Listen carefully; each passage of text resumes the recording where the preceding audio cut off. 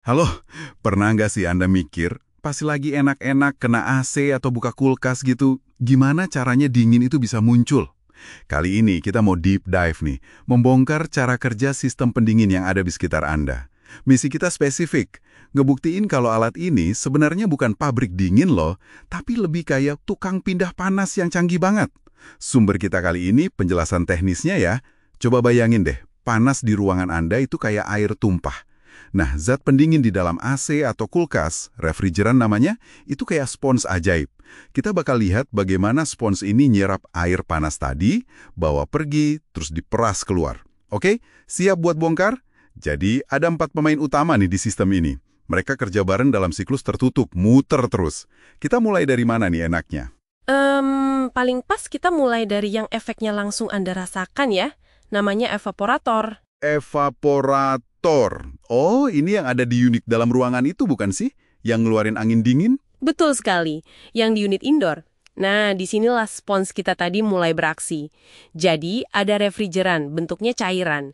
Dingin banget, tekanannya juga rendah. Oke, cairan dingin, tekanan rendah. Terus? Cairan ini ngalir di pipa-pipa evaporator.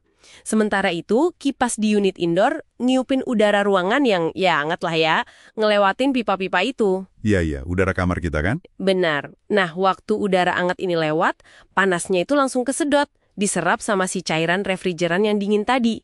Mirip banget kayak spons nyerap air gitu. Wah, oke. Panasnya diserap. Karena nyerap panas, si cairan ini jadi mendidih. Hasilnya, dia berubah wujud jadi gas. Tapi gasnya ini masih dingin, tekanannya juga masih rendah. Jadi udaranya jadi adem karena panasnya diambil si cairan itu ya? Tepat. Udara yang udah kehilangan panasnya itu jadi sejuk. Nah, udara sejuk inilah yang ditiup balik ke ruangan Anda. Makanya Anda ngerasa adem. Menarik. Panasnya udah ketangkep nih, jadi gas dingin. Tapi kan ini baru ketangkap di dalam ruangan. Gimana cara ngebuang panas yang udah diserap ini keluar? Gas dingin aja kan nggak bisa gitu aja ngasih panas ke udara luar. Apalagi kalau udara luarnya lebih panas. Nah, pertanyaan bagus itu. Disinilah pemain kedua masuk, namanya kompresor. Ini biasanya ada di unit yang di luar ruangan. Oh, yang biasanya agak berisik itu ya? Haha, ya bisa jadi. Anggap aja kompresor ini jantungnya sistem. Kuat banget. Tugasnya dia nyedot gas refrigeran yang dingin dan bertekanan rendah tadi dari evaporator. Disetrum? Disedot maksudnya? Iya, disedot. Terus gas itu dimampatkan, dipaksa jadi padat banget. Kayak mompa ban sepeda sampai keras gitu deh. Oke, dimampatkan. Efeknya apa tuh? Di gas yang super panas dan tekanannya tinggi banget. Loh, kok malah dipanasin lagi?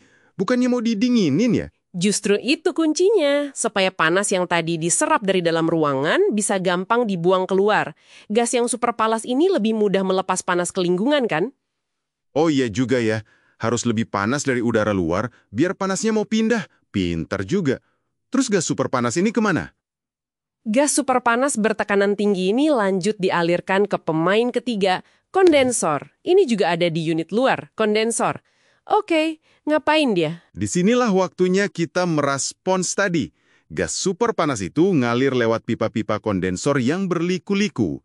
Sementara itu ada kipas lagi di unit luar yang niupin udara dari lingkungan sekitar ngelewatin pipa-pipa itu. Ditiupin udara luar ya? Betul, karena si gas refrigeran ini jauh lebih panas dari udara luar, panasnya gampang banget pindah dari refrigeran ke udara bebas.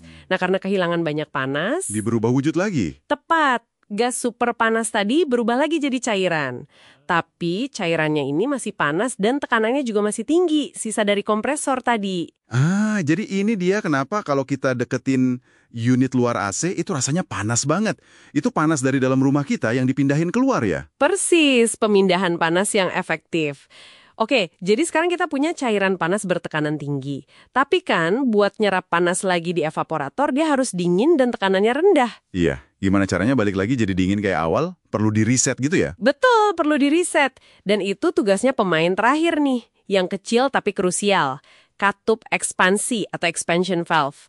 Katup ekspansi, apa tugasnya dia? Bayangin aja kayak gerbang super sempit, cairan panas bertekanan tinggi dari kondensor tadi dipaksa lewat lubang yang kecil banget di katup ini. Dipaksa lewat lubang kecil? Iya, akibatnya tekanannya langsung anjlok. turun drastis banget.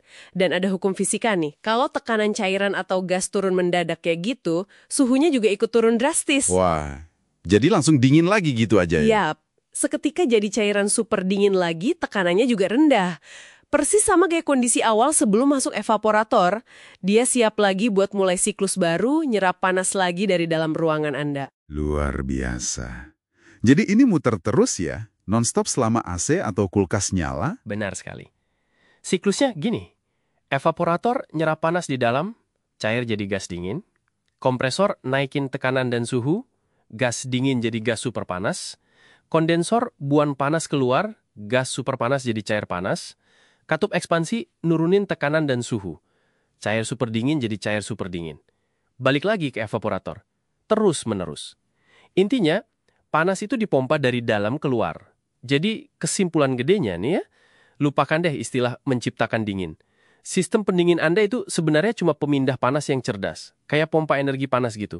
Betul. Dia nggak bikin dingin, tapi mindahin panas dari tempat yang nggak kita mau, dalam ruangan, ke tempat yang nggak masalah, luar ruangan.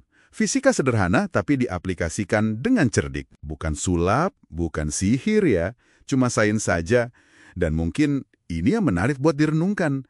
Siklus yang kelihatannya simple ini, mindahin sesuatu yang nggak kelihatan kayak panas, cuma dengan mainin wujud zat pendingin, ternyata kerja terus-menerus di banyak alat penting loh di sekitar kita. Iya juga ya. Kulkas, AC, freezer. Pernah nggak Anda berhenti sejenak mikir, seberapa tergantungnya ya kita, peradaban modern ini, sama kemampuan memompa panas yang nggak kelihatan ini? Dari jaga makanan biar awet, sampai bikin komputer canggih bisa jalan tanpa kepanasan. Wah, bener juga. Sebuah pemikiran yang cukup dalam ya buat nutup deep dive kita kali ini. Oke deh, terima kasih banyak atas penjelasannya. Sama-sama. Dan untuk Anda, sampai jumpa di penjelajahan kita berikutnya.